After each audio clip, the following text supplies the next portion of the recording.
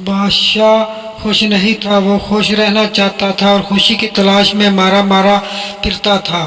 اس نے خوشی کے ماہرین کی مدد بھی لی اور سیانوں، دانشوروں اور سمجھداروں کی پوٹلیوں میں بھی جھانکا، مگر خوشی کا فارمولہ ہاتھ نہ آیا۔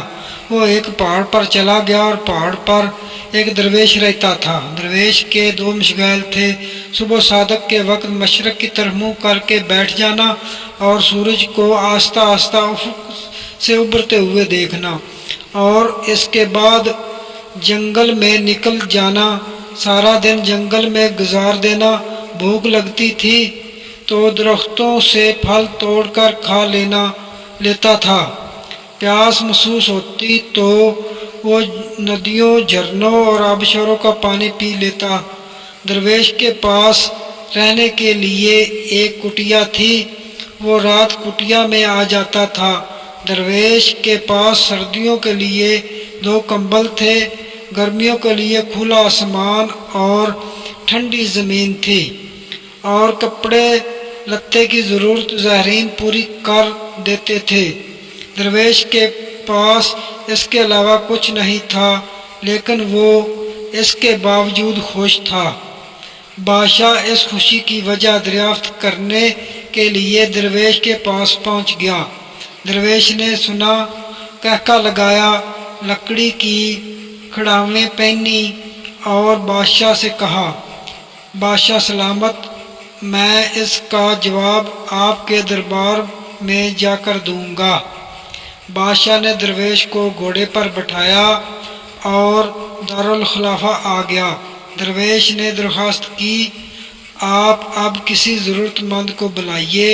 بادشاہ نے عرضیوں کی ٹرے سے ایک خط نکالا، وہ خط وزیر کے حوالے کیا اور ضرورت مند کو طلب کرنے کا حکم دے دیا۔ ضرورت مند کو دربار میں حاضر کر دیا گیا۔ درویش نے بادشاہ کے کان میں سرگوشی کی، آپ حکم جاری کریں، اے ضرورت مند، تم جاؤ، میری سلطنت میں دوڑ، تم سورج غروب ہونے تک زمین کا جتنا بڑا دائرہ بنا لو گے وہ زمین تمہاری ہو جائے گی۔ بادشاہ نے ضرورت مند کو حکم دے دیا۔ حکم جاری ہونے کے بعد بادشاہ، درویش اور درباری محل کے سامنے کرسیاں بچھا کر بیٹھ گئے۔ ضرورت مند کو لکیر کھینچ کر ایک مقام پر کھڑا کر دیا گیا۔ بادشاہ کا رومال ہلا اور ضرورت مند نے دوڑنا شروع کر دیا۔ ضرورت مند نے دوڑ کے آغاز میں وقت کو 2 حصوں میں تقسیم کر دیا، صبح سے ظہر تک آگے جانا اور ظہر سے مغرب تک واپسی کا سفر۔ ضرورت مند کا خیال تھا، یوں وہ زمین کا بہت بڑا ٹکڑا ہتھیار لے گا۔ ضرورت مند سرپٹ بھاگتا رہا۔ ظہر کے وقت اس نے 400 ایکڑ زمین گھیر لی۔ فارمولے کے مطابق ضرورت مند کو اب واپسی کا سفر شروع کرنا تھا، لیکن وہ لالچ کا شکار ہو گیا۔ اس نے سوچا میں اگر اپنی سپیڈ بڑھا لوں تو میں عصر تک 100 ایکڑ زمین مزید گھیر لوں گا، اور میں اگر اسی سپیڈ سے واپس کے لیے دوڑوں تو میں مغرب تک واپس پہنچ جاؤں گا۔ میں آپ کو یہاں انسان کی فطرت کی ایک کمزوری بتاتا چلوں۔ انسان لالچی ہے اور لالچ میں 2 درجن خامیاں ہیں، لیکن اس کی سب سے بڑی خامی کا تعلق انسانی ذہن کے ساتھ ہے۔ اللہ تعالیٰ نے انسان کو تخمینہ لگانے، کیلکولیشن کرنے کی صلاحیت سے نواز رکھا ہے۔ ہم جب بھی کوئی چیز دیکھتے ہیں، ہمارا دماغ فوراً اس کی عرض، بلد، موٹائی، وزن اور قیمت کا اندازہ لگاتا ہے، اور ہم اس کیلکولیشن کی بنیاد پر اگلے فیصلے کرتے ہیں۔ مگر ہم جب لالچ میں آتے ہیں تو ہمارا دماغ ایک عجیب کیمیکل پیدا کرتا ہے۔ یہ کیمیکل ہماری کیلکولیشن کی صلاحیت کو تباہ کر دیتا ہے، اور یوں ہم غلط فیصلے کرنے لگتے ہیں۔ آپ فراڈیوں کے ہاتھوں عمر بھر کی کمائی لٹانے والے لوگوں کی کہانیاں سنیں۔ آپ کہانی سننے کے فوراً بعد کہیں گے تم پڑھے لکھے سمجھدار انسان ہو، تم یہ اندازہ نہیں لگا سکے، لوہا کبھی سونا نہیں بن سکتا۔ جو شخص ٹیکسی پر تمہارے پاس آیا تھا وہ تمہیں 5 کروڑ کی زمین 2.5 کروڑ میں کیسے دے سکتا ہے؟ یا جو دکان مارکیٹ میں کروڑ روپے کی ہے وہ 10 لاکھ روپے میں کیسے مل سکتی ہے؟ اور مٹھائی سے شوگر کا علاج کیسے ہو سکتا ہے؟ اتنی خوبصورت لڑکی امریکہ سے پاکستان آ کر تم جیسے میٹرک فیل لڑکے سے کیوں شادی کرے گی؟ وغیرہ وغیرہ۔ فراڈ کا نشانہ بننے والا مومن یہ جواب دیتا ہے، بھائی جان وہ جادوگر تھا، اس نے میری عقل پر پردہ ڈال دیا تھا۔ فراڈیا جادوگر نہیں تھا، جادوگر لالچ تھا، اور لالچ سے پیدا ہونے والا وہ کیمیکل تھا جو انسان کی عقل سلب کر لیتا ہے، اور یوں اچھا بھلا سمجھدار شخص ماموں بن جاتا ہے۔ میں واپس زمین گھیرنے والے شخص کی طرف آتا ہوں۔ لالچ نے اس کی عقل بھی سلب کر لی، اس کی کیلکولیشن بھی غلط ہو گئی۔ وہ مزید زمین کے لالچ میں اثر تک بھاگتا رہا۔ سورج نے جب تیزی سے واپسی کا سفر شروع کیا تو اس شخص کو اپنی غلطی کا احساس ہوا۔ وہ پلٹا اور واپسی کے لیے دوڑ لگا دی، لیکن دیر ہو چکی تھی۔ وہ اب مغرب سے قبل واپس نہیں پہنچ سکتا تھا۔ اس کے پاس اس وقت 2 آپشن تھے، وہ پہلی ہار مان لیتا اور دوڑنا بند کر دیتا اور چپ چاپ گھر واپس چلا جاتا، یا پھر جیتنے کے لیے سر توڑ کوشش کرتا۔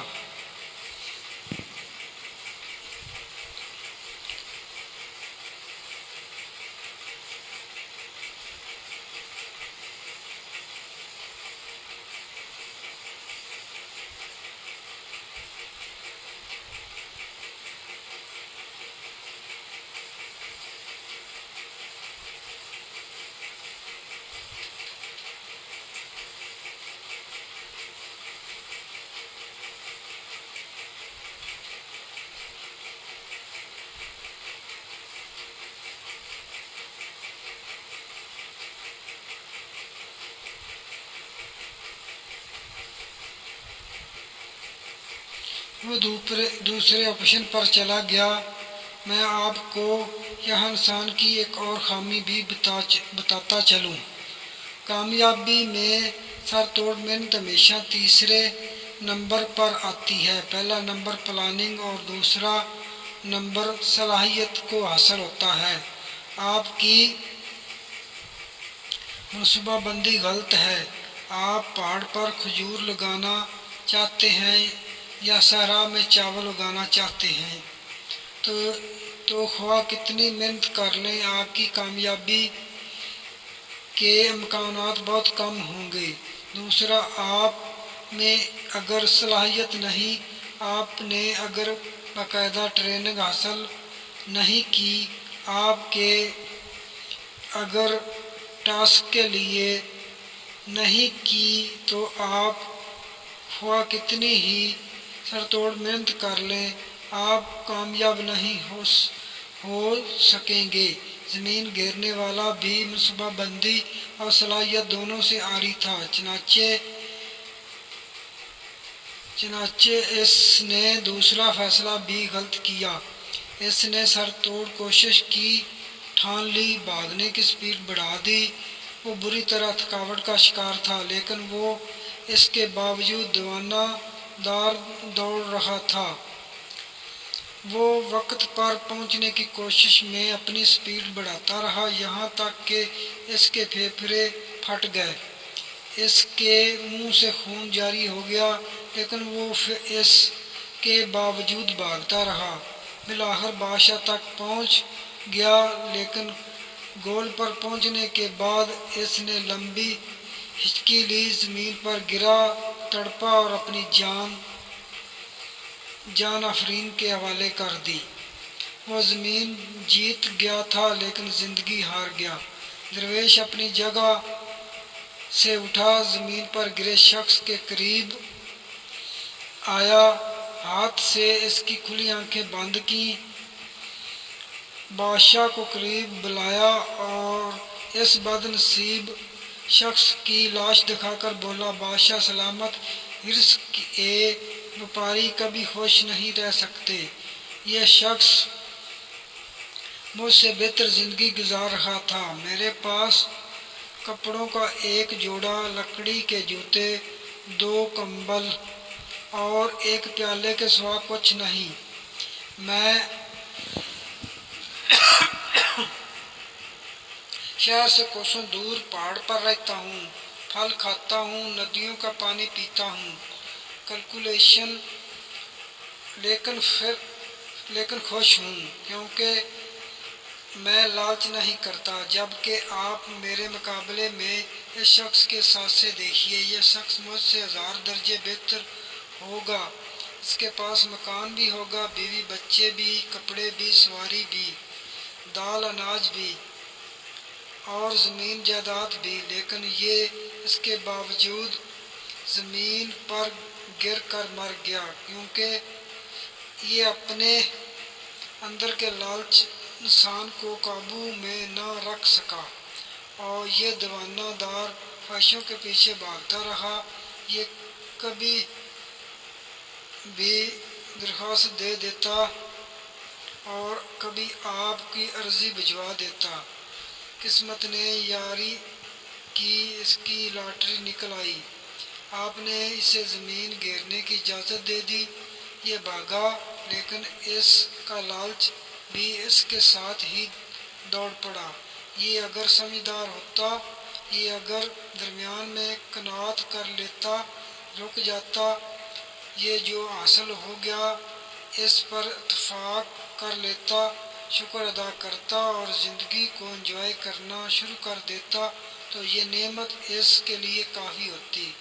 لیکن یہ لالچ کے گھوڑے سے نہ اترا، یہ بھاگتا رہا یہاں تک کہ لالچ نے اس کی جان لے لی۔